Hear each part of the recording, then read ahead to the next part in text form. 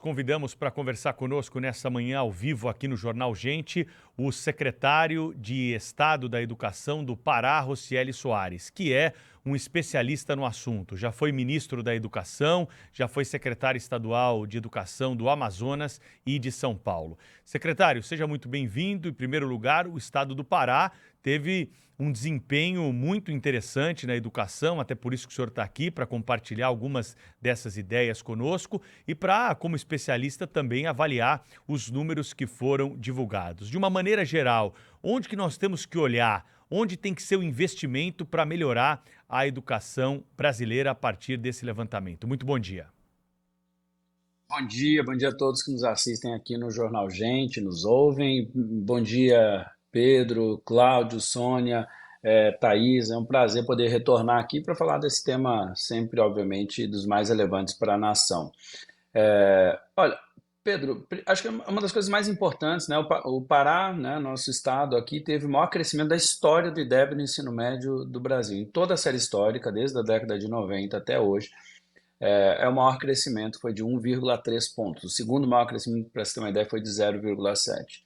E o que assim, eu poderia destacar uma série de revisões de processos que a gente fez aqui, mas a gente colocou muito foco foi na aprendizagem, né? Nós somos o estado que mais cresceu na aprendizagem, a gente mexeu tanto no fluxo quanto na aprendizagem, aumentando a participação, né? O maior número de alunos participaram da avaliação na história do Pará também.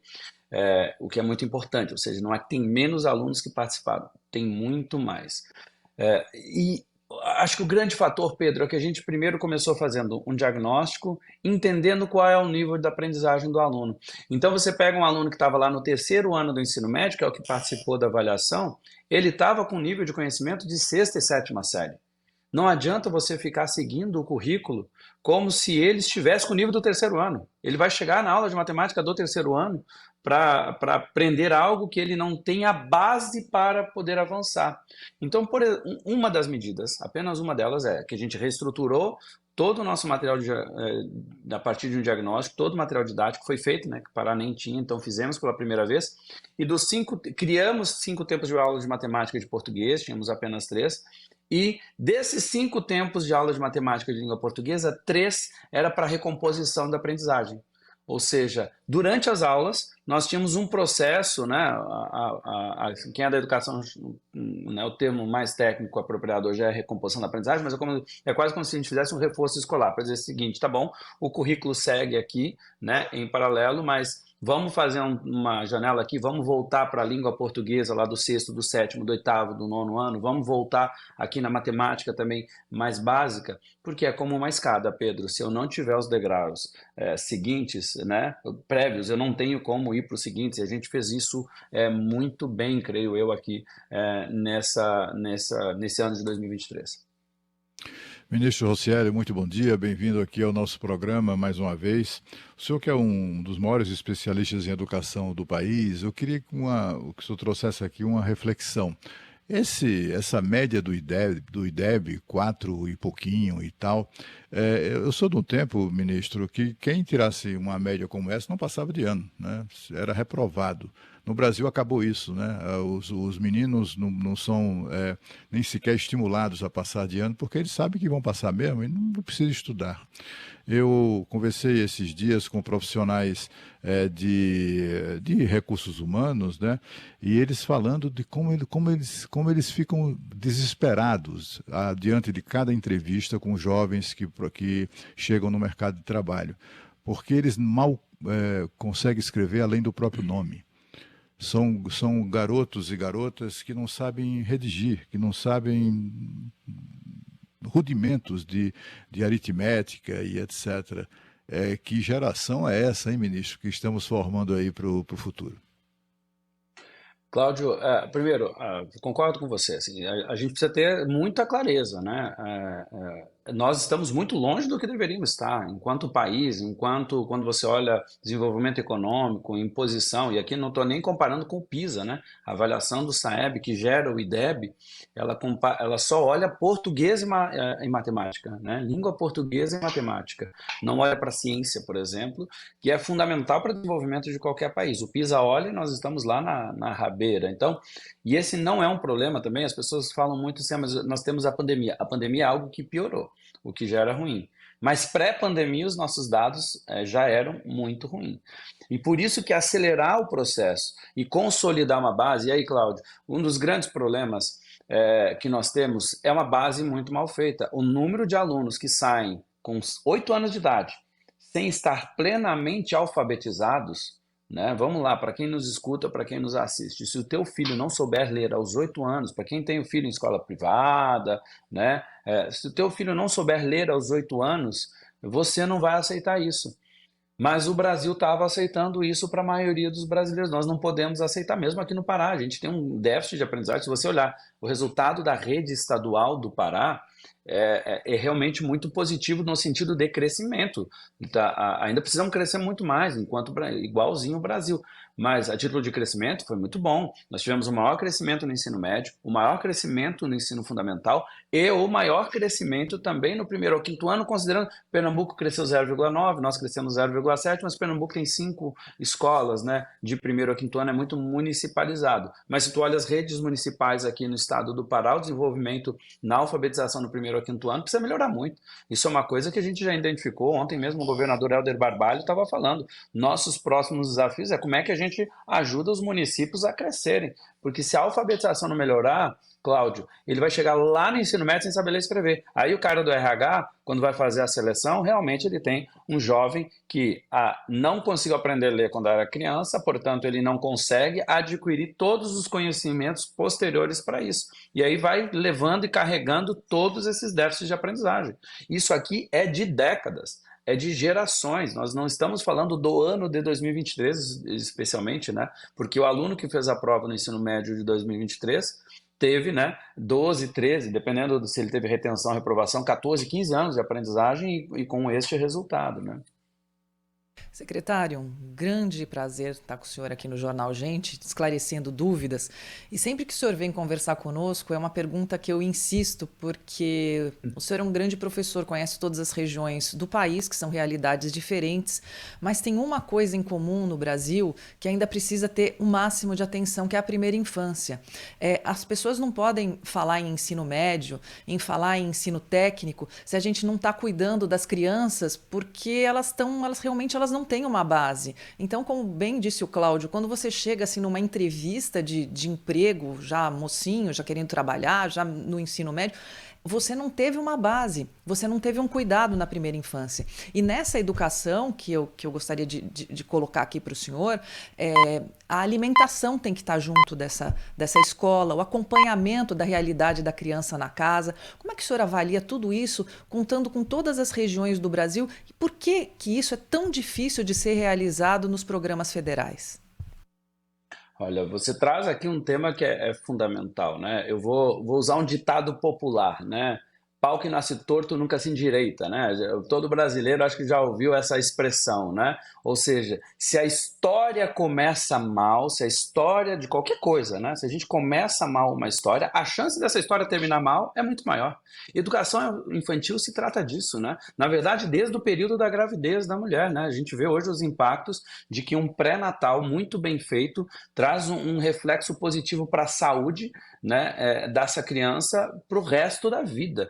Então, e a educação infantil tem esse poder. A educação infantil tem que ser uma coisa muito mais sagrada, em 2 aspectos, né? Na creche, a pré-escola de 4, 5 anos, por exemplo, o Brasil fez um movimento importante.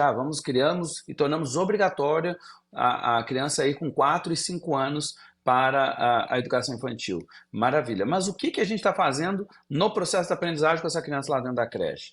A estruturação disso no Brasil ainda é muito frágil, sem falar que, né, por exemplo, aqui no Pará, a gente está construindo, o governador Helder tem um grande programa aqui para a construção de creches, porque aqui no Pará nós temos 50% praticamente das crianças fora da educação infantil, na creche, então esse número é mais de 70% das crianças fora, ou seja, elas estão tendo menos oportunidade, no momento onde o cérebro está mais aberto para a aprendizagem, é quando você vai fazer mais diferença, até ali a idade da alfabetização, isso tem que ser muito sagrado, né? Por isso que eu comentei aqui um pouco da alfabetização, mas isso vem da educação infantil.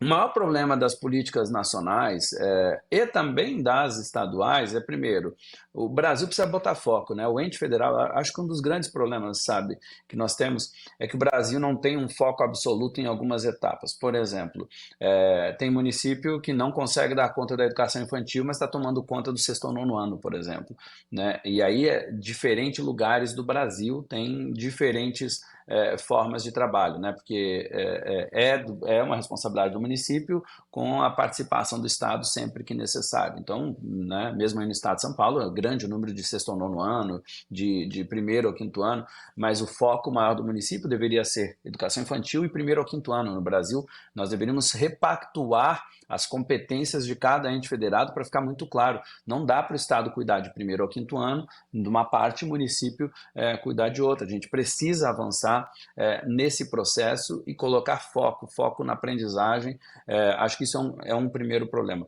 O segundo, né, a gente precisa ter um pouco mais clareza de um processo de política pública efetiva. Não adianta a gente estar construindo creche no Brasil, tem creche que está em construção há 15 anos no Brasil, 12 anos, 13 anos, e a gente não consegue desenrolar essas obras. E a obra é a coisa mais fácil de você fazer, né? Em tese, a obra é tijolo, é cimento, né? E tem muito conhecimento da engenharia, então nenhuma obra de creche é de alta complexidade. Nós não estamos falando de um hospital de alta complexidade que tem uma série de outras coisas tecnológicas que são necessárias. Não, a gente não consegue avançar nisso. Você imagina a gente conseguir avançar, por exemplo, no processo pedagógico, porque creche e educação infantil no Brasil, e aqui é uma coisa que a gente precisa avançar muito, não é só para cuidar da criança, isso é um benefício também para a mãe trabalhadora, que é fundamental, mas a creche é um processo educacional, a educação infantil é um processo educacional, e isso precisa ficar mais claro no Brasil e ser melhor estruturado. E terceiro ponto, viu? Para mim é a formação de professores. Né? Nós temos que mudar a formação e dar foco para os profissionais que vão trabalhar na educação infantil, eles têm que ter mais formação sobre a educação infantil. O pedagogo, que é o responsável especialmente por essa etapa, ele é responsável por toda a creche, pela educação infantil 4, 5 anos, né, pela pré-escola, por toda a alfabetização, por todo o primeiro ao quinto ano, de todos os componentes, e essa formação, por exemplo, pouco se fala do desenvolvimento do cérebro e como que a criança aprende, por exemplo, hoje nas universidades, especialmente. Precisamos ter um olhar para essa reforma. Então, eu acho que isso deveria ser o foco, inclusive, do governo federal. Como é que a gente reestrutura a formação de professores para ter cada vez mais profissionais? A culpa não é do profissional, é do sistema que não forma os futuros profissionais adequadamente. E, portanto, deixando mais uma lacuna para o Brasil na etapa que realmente, concordo com você, a mais importante, fundamental, que vai da educação infantil até a alfabetização.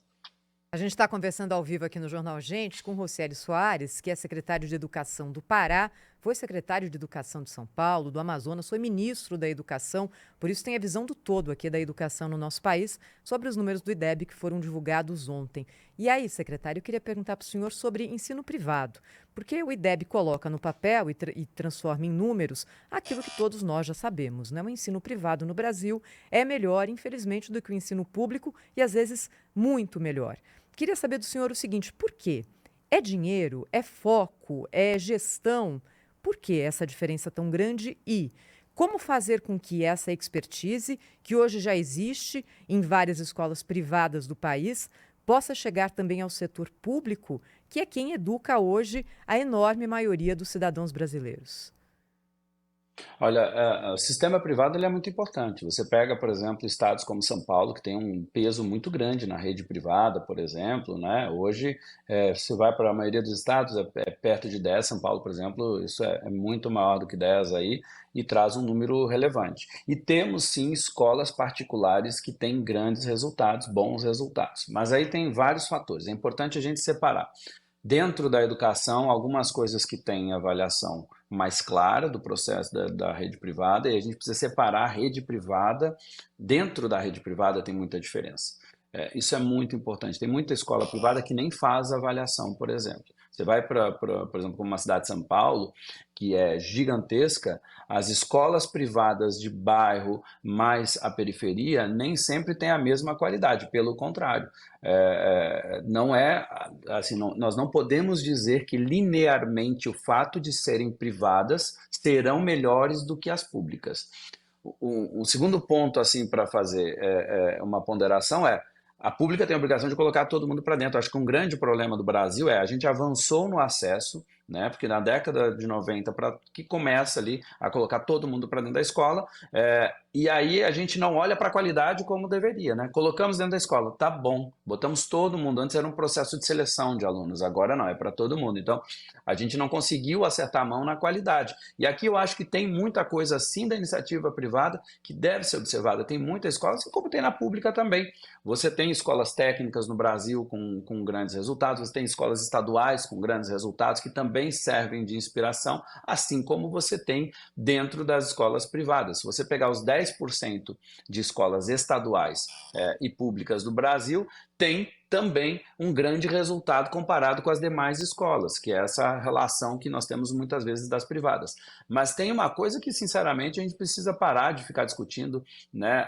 Porque é privado. Tem gente que é da área pública que diz, eu não posso olhar o que a rede privada está fazendo. É hipocrisia.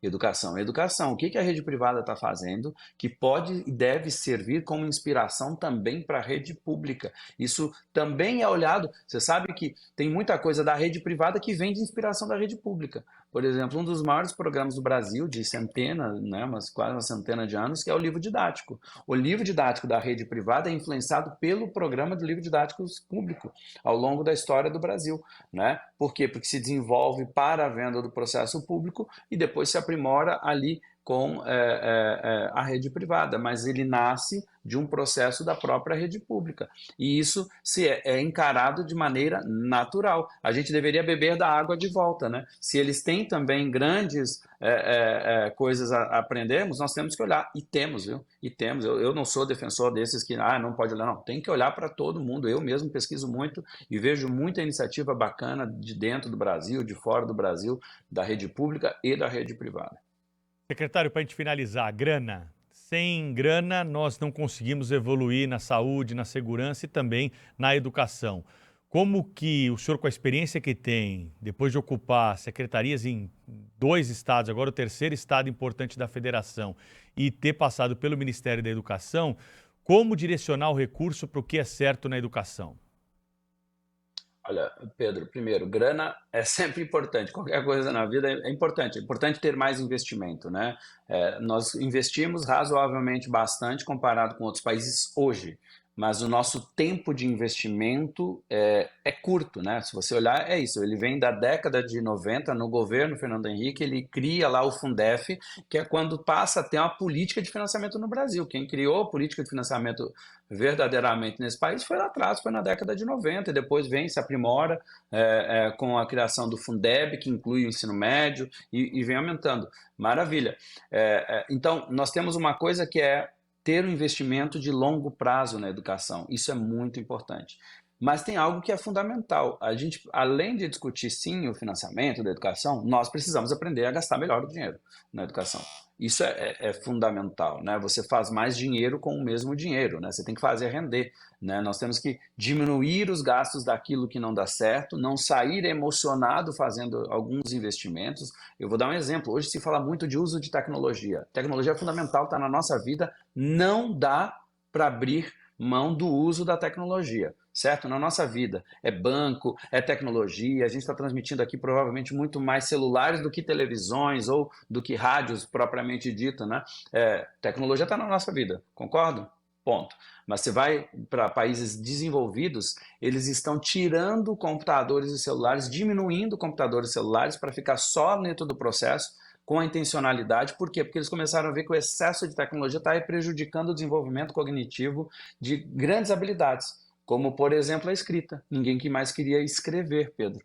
Por exemplo, acertar a mão nisso é importante. E como o Brasil está para trás, não adianta, agora tá bom, então vamos sair comprando computador para todo mundo, vamos fazer isso. Não adianta gastarmos o dinheiro da maneira errada. Temos que acertar. E você tem pilares importantes. Tem que olhar para a ciência. Eu acho que uma coisa que falta muito para a gente no Brasil existe uma ciência do que funciona na educação mais e do que não funciona. A gente olha muito pouco ainda para dentro do Brasil para as evidências. A gente aqui buscou olhar muito para as evidências, tornar mais simples, né? Foi uma coisa que o governador Helder Barbalho nos trouxe assim, com muita clareza, vamos acertar. O que nós precisamos fazer? Então vamos olhar o que está dando certo na rede privada, na rede pública, em qualquer lugar, e vamos simplificar para fazer o que está dando certo, para buscarmos o resultado que a gente acredita que seja. Por isso que a gente saiu de penúltimo lugar no Brasil para 6º lugar no Brasil nessa edição, que é o maior crescimento da história e que nos orgulha, mas por trás disso, Pedro, tem muito disso. Tem mais financiamento aqui, inclusive aqui a gente está aumentando o financiamento, sim, o governador tem feito um investimento maior, mas a gente está buscando acertar mais o uso do recurso cada vez mais naquilo que funciona, que faz diferença, e isso acho que é uma lição importante para a educação brasileira. Olha, eu agradeço ao secretário Rocieli Soares falando ao vivo conosco aqui no Jornal Gente. Obrigada, secretário, pelo seu tempo, pela sua dedicação aqui e parabéns pelos resultados que o senhor obteve já à frente da educação no estado do Pará. Até uma próxima. Obrigado, Thaís, Sônia, Pedro, Cláudio, é um prazer sempre muito grande estar aqui com vocês e acho que esse debate precisa continuar. Para que a gente possa fazer, é importante que espaços como esse, que a gente faça as críticas, eu comemoro o crescimento, mas não comemoro o resultado absoluto, porque o Brasil, como disse o Cláudio, precisa avançar. A gente está ainda com a nota vermelha. O Brasil tem condições e precisa sonhar e precisa acelerar nesse crescimento. Abraço. Obrigado, secretário. 8h43.